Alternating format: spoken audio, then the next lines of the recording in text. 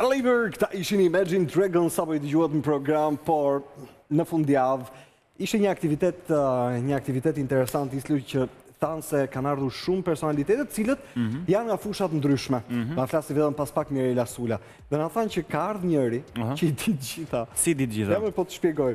Ka ardhur një zotëri na thanë që jep fjala vjen. 3 këshilla për gratë si ti jesh vetvetja më mirë. Pastaj 22 gjërat që mund zbuloni kur je mbi 30 vjeç. Më I klikuari nga miliona njerëz. Pastaj ka bërë një artikull tjetër. Si të mësosh gjuhë huaja që ka arritur një audiencë shumë të gjerë. Si ta mësosh gjuhën e huaj, ta thotë kë. Ndërkohë nga ana tjetër është krijoni një jetë në të cilën jeni versioni më I mirë I vetes, keni atë që dëshironi të ndihmoni të tjerë dhe të ndryshoni botën. Po për shërimin e varriçeve, ka diçka aty? Ka diçka për shërimin e varriçeve. Po, do thosh kush është ky? Ta njohim. Tam po I njohim një njerëz që na tregojnë që I di gjitha këto. Në të vërtetë është psikolog, merret me shkencat e sociale të komunikimit edhe po ashtu të shoqërisë.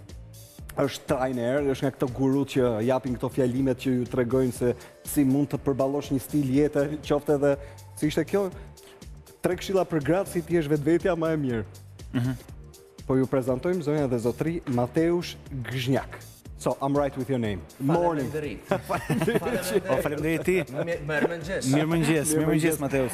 Jam I lumtur që do dëm këtu. Se ke den sa lundrimi ne. You don't know how happy are we are. Thank you. Your Albania is excellent. Prej sa ditësh ndodhesh këtu? What's the question? The question is for how many days you are here?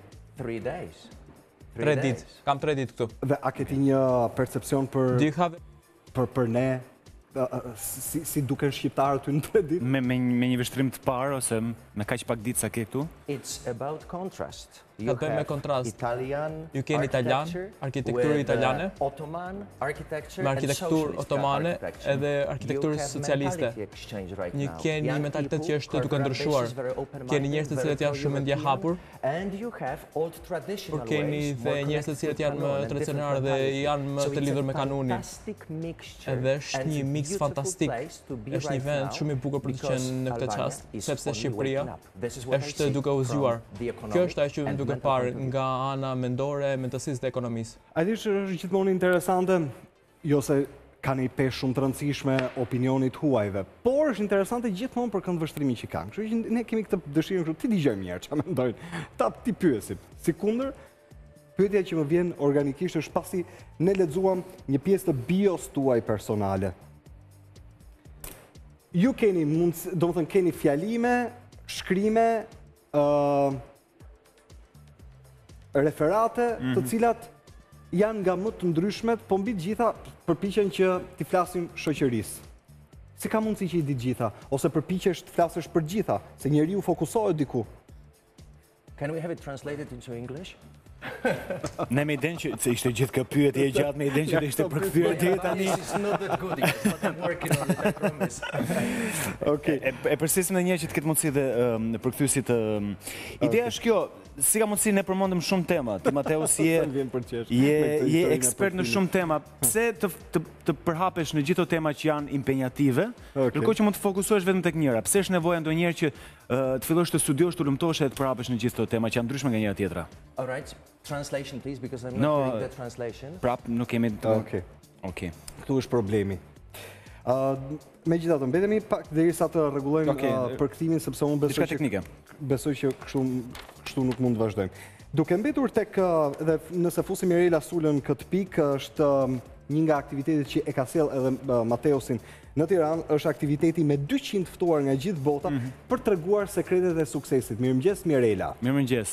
Mirëmëngjes, si jeni jeno? Si u zgjova ti? A je mirë? Faleminderit, më kishte marrë malli për emisionin tuaj. Bëhet sa kohë. Mirela, do të thënë, përveç Mateusit, ti ke sjell edhe njerëz tjerë. Çfarë do të thotë që të bësh bashkë njerëz të ndryshëm, cilët kanë gjithsecili për t'i thënë nga një gjë shoqërisë dhe shoqërisë në përgjithësi? Po, unë e kam thënë kur isha e ftuar vjet në BBC, mbasi bëra Global Woman BBC Radio Show për Women's Hours, që ishte ora e grave, një nga emisionet më të ndjekura në BBC Radio. Mu bo pyetja, mirë që organizon gjithë këto aktivitete në mbar botën, po në Shqipëri pse nuk thehesh të bësh diçka të tillë. Dhe kjo ishte arsyeja që unë vendosa të sjell rreth 100 vete nga gjithë bota, thash, "Okej, nëse shqiptarët nuk kanë mundësi të vinë ta ndjekin Global Women Summit në Londër apo në vende tjera ku po organizohet, do ta sjellim gjithë botën në Shqipëri." Ka qenë një eksperiencë shumë e bukur. Ka pasur speakers të shkëlqyer, folsa, sigurisht na kanë nderuar dhe folsat shqiptar, janë impresionuar të gjithë, pothuajse e kanë pasur për herë të parë ardhjen në Shqipëri dhe janë vërtet të impresionuar. Edhe Mateo Bilesta, unë do të vi patjetër do të vi përsëri në Shqipëri dhe do të mësoj dhe gjuhën shqipe, sepse ndërkohë ai di 7 gjuhë. 7, ne kishim informacion 6. 7 rrezik 7 shqipja me të kuptuan në fillim. Okej. Dhe po thoshe, Mirela, ndërkohë që ti ke sjell shumë njerëz, u bë, si më thënë, e hera e dytë, a do të bëhet traditë tani çdo vit kjo histori? Do më thënë, do ta kthesh Tiranën në qendër të vëmendjes edhe të këtyre që le ti quajmë guru, njerëz që kanë çfarë eksperiencë të japin dhe të shpërndajnë tek tjerët. Sigurisht që do isha shumë interesuar të vija sa më shpesh në Shqipëri, po Global Women Summit organizohet një herë në vit në vende të ndryshme të botës. Tani unë jam duke organizuar Global Women Clubs në shumë vende të botës, ndërkohë ne jemi në Chicago, në Dubai, në Amsterdam, në Stockholm.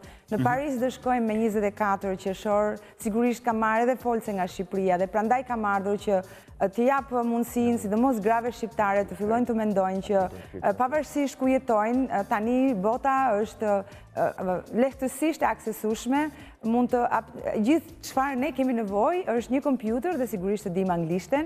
Dhe prandaj u mundova që u përpoqja të krijoj një realitet të ri dhe një mundësi të re për gjithë shqiptarët që mendojnë që është e pamundur. Gjithçka është e mundur. Bota nuk është aq e madhe sa që kemi menduar dhe kjo u diskutua edhe në summit që të fillojmë të kalojmë përtej kufive të tanë mendor, sepse kufit janë më shumë në mendjen tonë se sa real në fakt. Dhe shpresoj që të paktën disa prej grave ta kenë marrë mesazhin, por të marrin action, si i themi ne, sepse ndërkohë nëse vetëm thjesht marrim pjesë në evente dhe mësojmë teori, por nuk i aplikojmë ato me njëherë, atëherë nuk kanë shumë vlerë.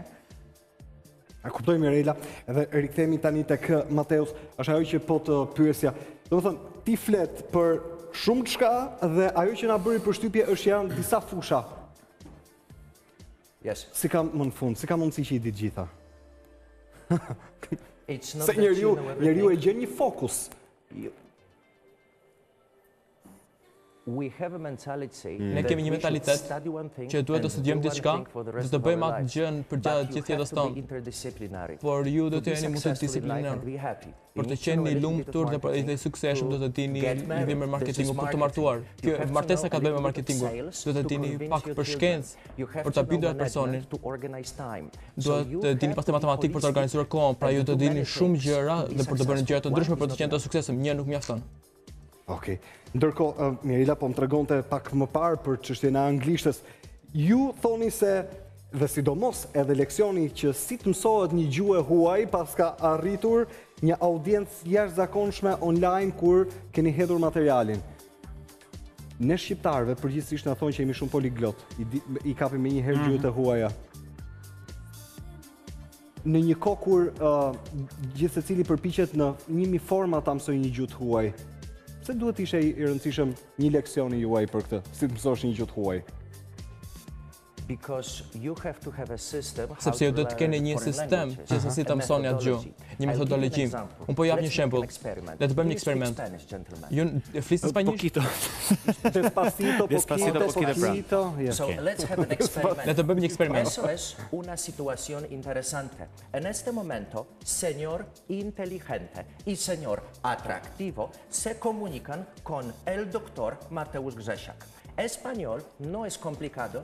Gramática no es problemática y no es difícil, porque existen similaridades. What I am using right now is janë të përbashkëta.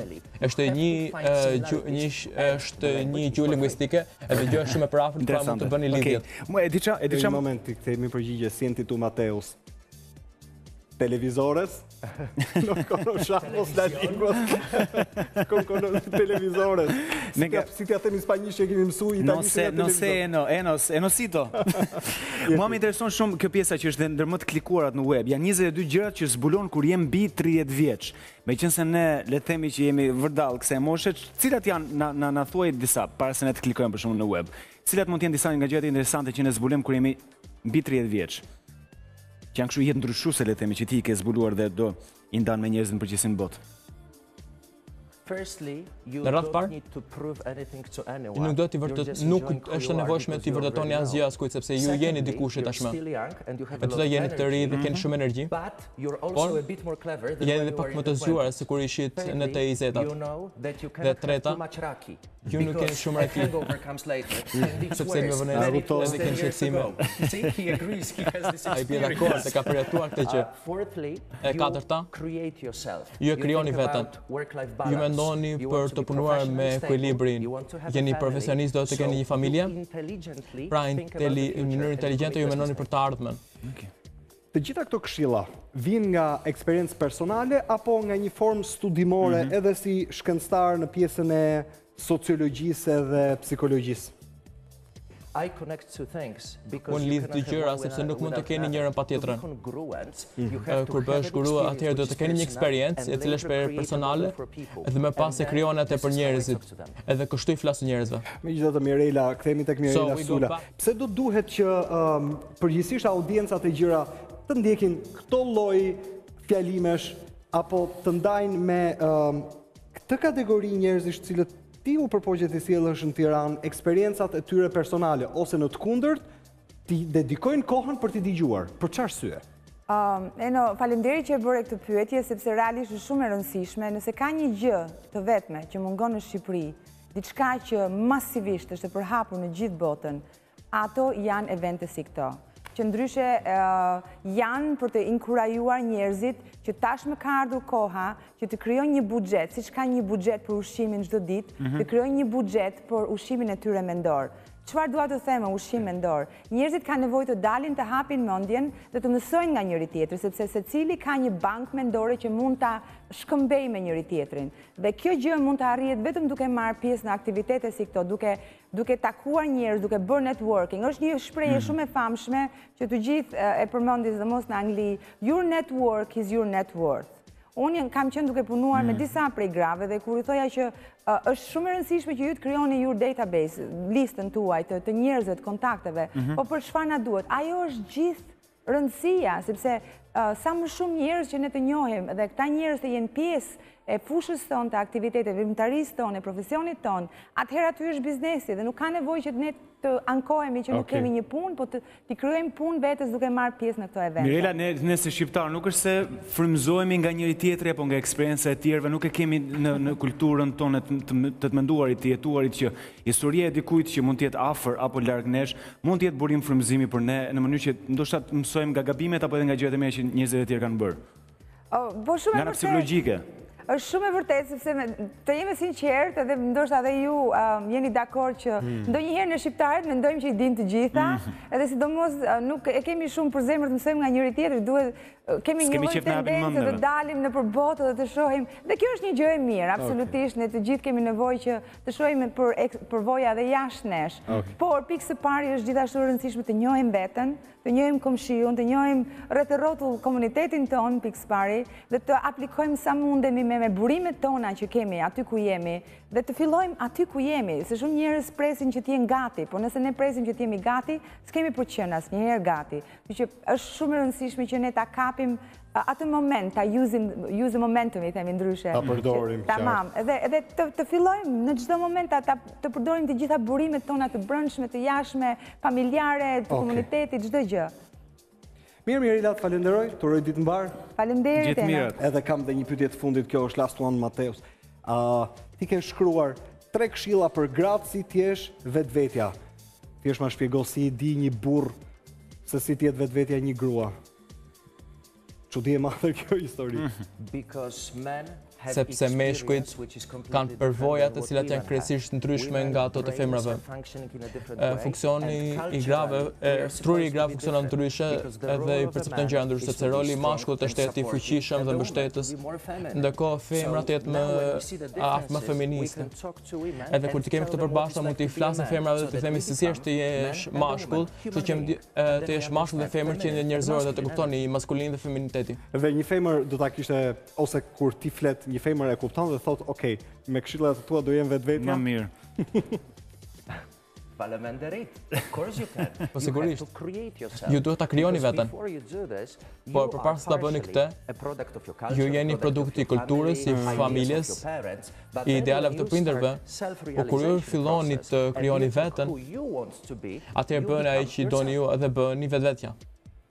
In the way you speak English, probably I thought you are Greek but nuk është se nga mënyra si flet anglishtën mund ta ngatrojmë pak me një grek. Jo, është polak me origjinë. Sapo njohëm Mateusz Grzesiak. Thank you. Faleminderit. Faleminderit që ishe në program. Vetëm pas pak do të shkojmë në studion e Top Albania Radio sepse do të flasim me një këngëtare të vogël. Me jazz do të jetë edhe ajo shumë shpejt në audicionet e The Voice Kids, Por para se të vi pjesa e Voice-et, ajo po feson tani sepse është triumfuesja e festivalit 55 të këngës për fëmijë, festivalin mbarkombëtar që organizohet çdo vit në Shkodër. E njohim vetëm pas pak Anën simpatike dhe me zyrë shumë të mirë. Okej, vetëm pas pak qëndroni me ne. Ledrin, por nesër pas nesër, kur ajo të rritet edhe pak, në sken do kemi Ana Kodra. Ana Kodra mbajnë mend është fituesja e edicionit të 55 të festivalit të fëmijëve në Shkodër, siç e përmendëm pak më parë, dhe është selsuar, nuk ka dalë vetëm me një trofe Ana nga festivali i Shkodrës, ka dalë me 2 sepse është kurorzuar edhe si interpretuesja më e mirë. Kështu që më e kënaqur se kaq, Ana, ti kam përshtypjen nuk mund të ishe nga ky edicion i festivalit apo jo? Mirëmëngjes. Mirëmëngjes. Mirëmëngjes, Ana. Isli e kishte me shumë qef që të na i prezantonte, ose më saktë të prezantonte ty tek audienca e mëngjesit, sepse Isli ka prezantu festivalin e fëmijëve dhe pra që sa ti isha aty, më tha do ta marr Anën me vete. Ana, urime për fitoren. Urime. Shumë faleminderit. Tani Isli tha që janë 2 trofe, kush është tjetër? Pra ti je ajo që fitoi festivalin, po trofeu i dytë kush është? Tani trofeu i parë është për zëri më të mirë, trofeu i dytë është për këngë më të mirë. Që dhe thot, ka një juri e cila vlerëson zërin e interpretuesve përveç këngës, dhe më pas gjithë fëmijët pjesëmarrës janë 21 votojnë njëri tjetrin për këngën më të mirë. Bravo! Kush ishte juria? Kamela? Jo, Kamela është e ftuar, Kamela është e ftuar. Mirë, okej. Tani, na trego pak më shumë mbi këngën një që fitoi dhe e dyta, mbi veten tënde. Ana, ti edhe njerë ma trego sa vjeç je?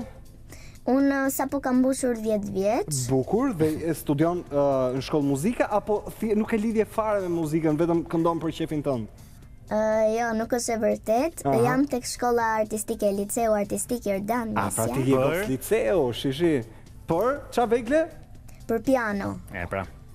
Sa bukur? Nuk vjen rastësisht kjo punë. Dhe kënga jote që fitoi quhej Ana? Mos ma prekni pemën. Është një këngë shumë interesante. Kur e dëgjon titullin thua një sekond, ç'është kjo këngë? Na fol pak shkurtimisht për këngën kur e dëgjove për herë të parë apo kur mësove tekstin për herë të parë, ç'a mendove? Mos ma prekni pemën, Mendova se kjo do ishte një këngë shumë e bukur, sepse është flet për mbrojtjen e mjedisit. Dhe flet që mos t'i prishën pemët. Dona, tregosh vetëm pak refrenin nëse ti e këndon kështu sipas stilit tënd, domethënë, si është refreni për ta kuptuar këngën?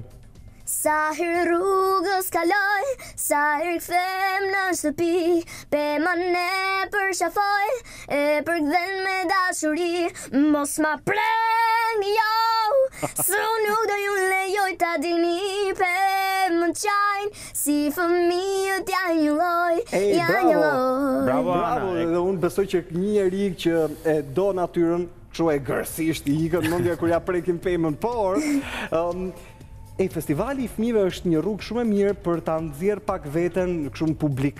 A je gati për Voice Kidsin? Do e ndave mendjen të vish në audicione? Besoj se jam gati. Edhe në qoftë se nuk më pranojnë. Qa ndodh nëse nuk të pranojnë? Unë kam fituar festivalin, thoj. Edhe në qoftë se nuk më pranojnë, kjo do të mbetet një eksperiencë shumë e mirë për mua. Shive, e para një, kush nuk pranon ty? Pra, unë nuk e di kush do jetë një urinë e Voice Kidsit, po unë besoj që do duhet pas gjithë i zëri që të kthehen, por qëndrojmë pak aty, Ana tek zëri. është me dëshirë, shkon paralelisht me pianon, pra ti kur i bie pianos edhe këndon pak, apo i e fokusuar tani vetëm tek piano dhe të nxjerrësh ca rezultate të mira, e kënduara vjen komplementare, pra vjen herë kur ke qef, pra nuk është se është prioritet. Në fakt, unë edhe i bie pianos edhe këndoj, po jam më shumë të kjo pjesa që të dalë mirë me mësime. Super, ndërkohë po kërceje për qefin tënd, dhe po të shihnim pak më parë, kur ne kishim ledri vullën me u harrun ti po kërceje ledrin. Qa muzike dëgjon ti në kohën tënde të lirë, veç të gjithë parteve me piano që i ke për shkollën? Okej, unë thjesht më rastisi që dëgjova atë lloj muzike, sepse më shumë jam të xhazit dhe të klasikja. Një klasika se duhet, po e xhazi je më tipiqet kështu lloj muzike e do, apo nuk je pak më komerciale për shumë si e vetëm në të ardhmen? Komerciale. E shef për shumë tip këngëtare, në treg, si Lady Gaga me piano? Tani nuk e di në qoftë se unë mund të bëhem si Lady Gaga, por e mendoj që unë do të bëhem një këngëtare. Bravo. Edhe unë them mos ta lësh të punë. Ndërkohë, ky është kënga fituese e festivalit, është kompozuar nga Kristi Popa. Ana, është hera parë që ti bashkëpunon me Kristin? Po, është hera e parë, sepse vjet bashkëpunova me Temën Mancakun. Okej. Edhe kam përshtypjen mbas kur fiton një çmim të parë, se kur forcohet kjo lidhje, thua, e Kristi bëu gati për festivalin tjetër apo bëu gati për evente të tjera. Je gati për një këngë tjetër? Po, mbase po.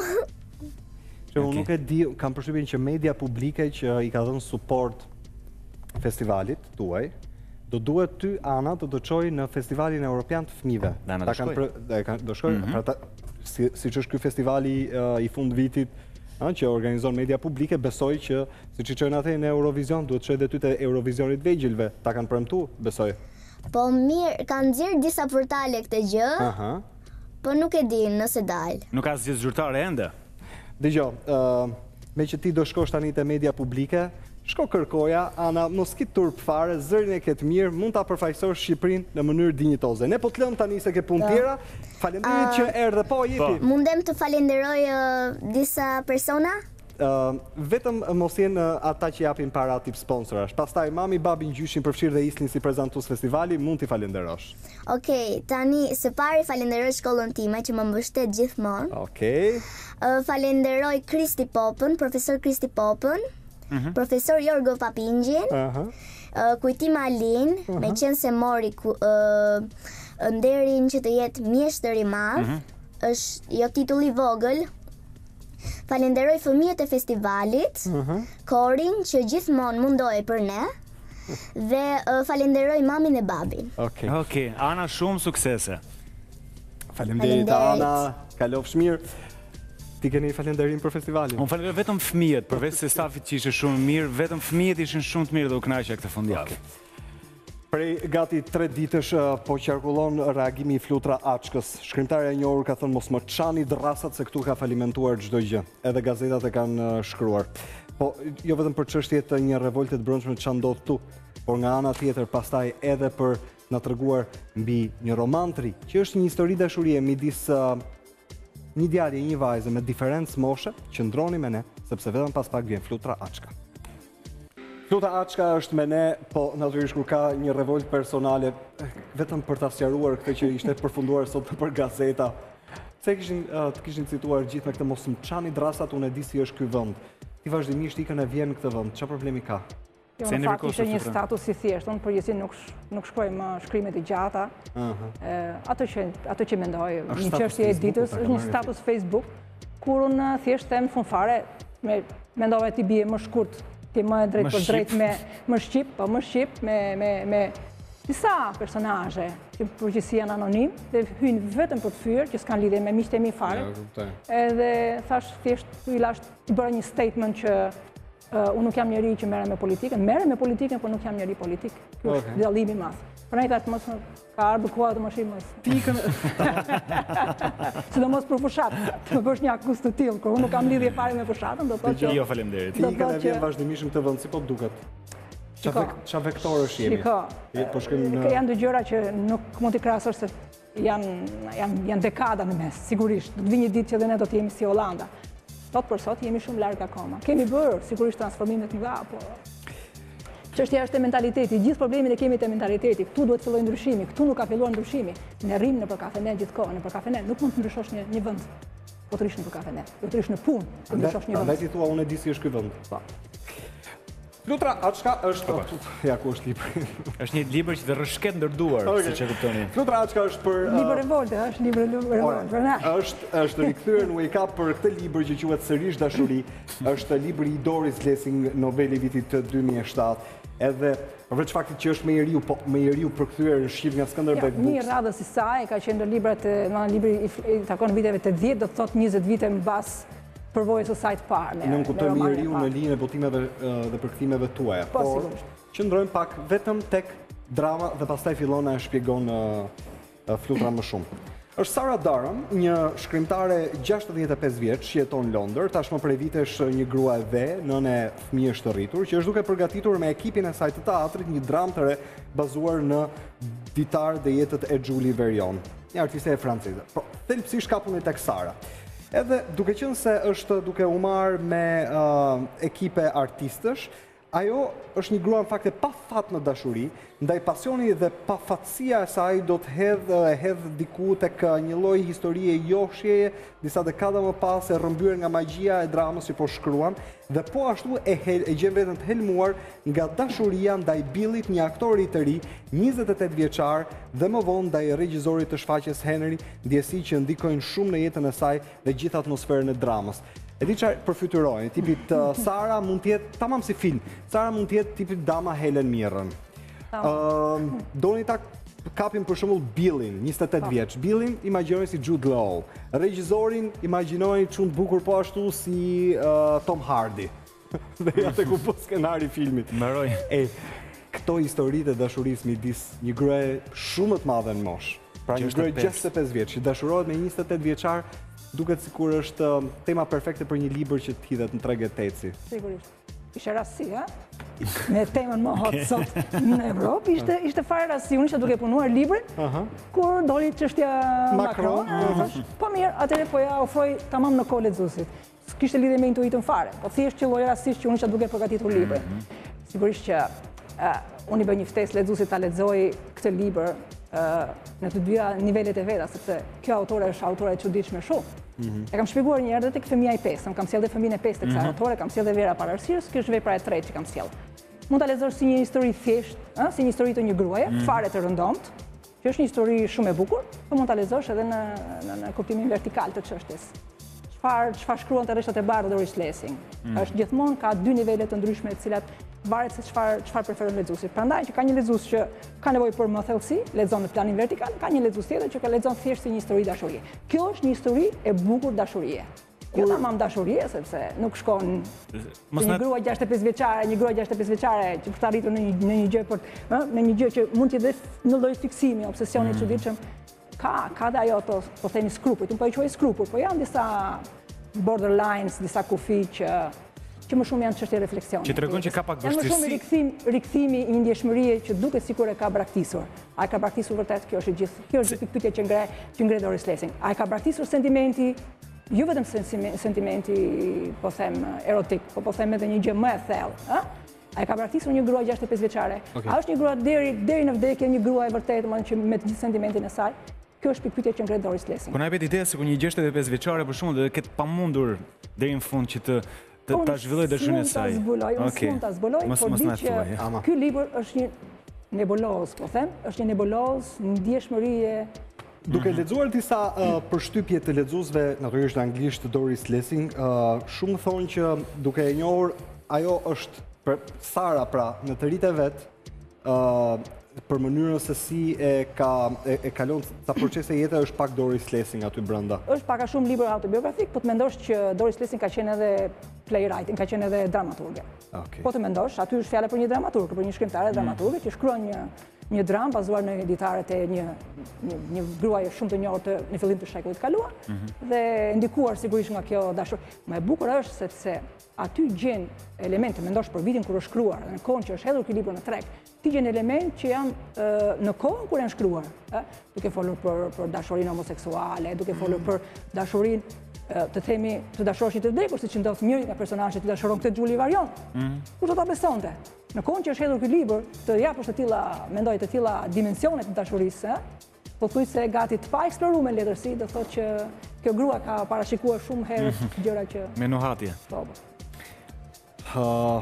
Por Henri e dinte, e kishte ditur gjithmonë, filloi të këndonte pa e parë Sarën. Ajo duket si një grua, po vërtet, ajo bën dashuri si një grua, po vërtet, ajo rënkon si një grua, por thërmohet si një vajzë e vogël. Rikthimi i asaj kohe, cilën ajo kishte besuar se kishte harruar. Ajo kishte besuar se kishte harruar. I gjithë transmetimi, gjithë emocioni, i rikthyer me një forcë krejt tjetër, me atë dozën, po themi, të maturisë, me atë dozën e moshës. Ka dhe një dozë filozofie në gjithë. Të 2 minutat. Ka ikur ajo vajza, ka ikur ajo gruaja e reg, ka ikur ajo gruaja që dashuron si e çmendur, por është një gruaja që dashuron pa çmendurisht, po me një formë tjetër, me një peshë tjetër specifike. Kanë shumë nga ato që siç ti shkruan të çajnë drasat për këtë vend, po ti e njeh këtë vend sepse ti ke gjysmën e jetës tënde këtu, po një moment. Që të duash një gjë duhet ta njohësh një gjë. Unë e njoh vendin tim, prandaj e dua fort. Pikërisht kur Emmanuel Macron i solli dhe i serviri botës historinë e tij përtej suksesit politik. Po i tregoj që ish zyshën e letërsisë, pastaj e mori për grua dhe ajo la familjen e vet për studentin që i pëlqeu shumë dhe humbi mendjen. Vazhdimisht në vendet cilat këtë stat zhvillimi dhe hapje me botën kanë, u komentuan si po ky, një moment, më fal për termin, po ky çdo me këtë plakën. Kështu është. Po megjithatë, ka qenë shëmtuar. Shi sa të lumtur janë. E të mendosh një politikan si Berlusconi, ëh? Shi sa të lumtur janë. Një politikan që ka drejtuar një shtet. E tha këtë gjë. Mendoni se çfarë ndodh me njeriu e thjeshtë, me njeriu që nuk ka qasje publike. A vjen si një provokim edhe për shoqërinë ky libër tani? Sigurisht. Unë kam miq të mi holandez, të cilët janë martuar, janë partnerë, kanë partnere shumë më të mëdha se vetja vet. Gjë ka që për mua nuk është ndonjë çudi e madhe. Partner, domethënë miq holandez. Miq holandez. Mund të jetë ndonjë shqiptar që nuk e di, po mund të jetë edhe kështu edhe më duket gjë. Dhe më zhdukur një gjë, po një gjë pa gjë, gjithë kjo histori, një gjë pa gjë. Të merresh me ti duhet mos i gjykoj njerëz nga figura, nga fotografia, se kjo është gjykimi fotografik. Gjykoj sentimentin, gjykoj thelbin. Ku di ti se sa e dashuron ai burr. Pastaj është shumë e lumtur kjo grua me këtë djalë të ri, se sa Rubi me Berlusconin. Këtë ju a them me sigurinë, me 100% siguri. Pavarësisht se Berlusconi... Po pse i gjykon Rubin nga fotografia? Po pra. Po sepse Berlusconi, unë gjykoj Berlusconin, janë të gjëra të ndryshme, më falni po. Janë disa gjëra që janë edhe bekume nga lartë. Nga lartë, më kuptoni, është tjetër, janë raporte krejt dhe kjo grua. Pastaj, atëherë unë ju them, si është e mundur që dikush një grua që është në rrugë të madhe, një grua e zakonshme dashuron një kriminal që është në burg, dhe shkon e bën fëmijë me kriminalit në burg. Gjykojnë, gjithë botat ato gjykonte, unë nuk e gjykoj dot pse është sentimenti, është një gjë që unë nuk e shoh, që ju nuk e shihni, po ajo është një gjë që ne nuk e shohim. Se një njeri dashuron një dikë të vdekur, për gjithë jetën nuk martohet më. Libri ka diçka, ka një lidhje shumë të fortë që ne nuk kemi drejt ta gjykojmë. Libri quhet Sërish dashuri, është i Doris Lessing dhe kjo është pyetja e fundit, po shumë direkte. Sa vjeç është djali? Djali im është 17. 17, nëse djali pas 3 vjetësh thotë, dëgjoj mam, unë dashuroj një zonjë të moshës tënde. Me një tjetër shoqe për ty. Shiko, e di si më thot djali mua, për shembull, e di si më thot, o mam, po mund të ndodhi që unë mund të jem homoseksual. Po më provokon. Dhe unë ngel për një moment kështu dhe them, o zot, çfarë më thot ky? Domethënë në kuptimin që unë e kam pranuar atë shoqëri dhe pranoj gjithçka sepse më pranoj të drejtën e secilit në thelbin e tij. Po ku vjen puna te vetja jote, të ndodh një lloj tute, ha? Se njeriu në fundit. Po. Ata nuk që ka Flutura aq liberale sa pande. Ai vetë thjesht më provokon. Kjo është një pyetje, nuk e di. Në fundit a kam unë drejt të gjykoj atë? A kam unë të drejt në jetën time, me jetën time që e kam të pavarur dhe kam përpjekur të luftoj për lirinë, ha? Gjithë jeta ime ka qenë një ushtrim lirie. Dhe unë kam drejt të gjykoj dikë tjetër qoftë i mbi? Se po të jem para kësaj alternative, mendoj se do të jetë një alternativë që do të jetë kundër meje. Kundër teje? Kundër meje, po. S'kam drejt. Ti nuk do ta doje fjala vjen një moshatarin tënde të ishte dashur djali. Si mund të thosha jo, ku e gjej unë këtë drejt? Prandaj them kundër meje. Ishte me ne Flutura Açka, faleminderit që u zgjodha dhe na solli librin Sërish dashuri dhe Doris Lessing për aq sa është histori njerëzore dhe personale. Librin e keni, Dhe mos harroni, mos e çani drasat, fluturës. Ose e shallin madh. Dhe asnjë gruaj, sidomos grave publike, sepse ato kanë zërin e tyre, kanë drejtën e tyre. Po, dhe pastaj përfundonin gazeta. Shife sa gazeta e kanë marrë statusin tonë. Nuk e di, s'më marri leja, ne po marri leje. Pa leje. Ne kemi ardhur në fund programit me Islin duke juruar gjithët që të keni fillim javë të mbarë, ju presim nesër në orën 7. Nesër që është e martë, kalofshi mirë. Gjithë mirë.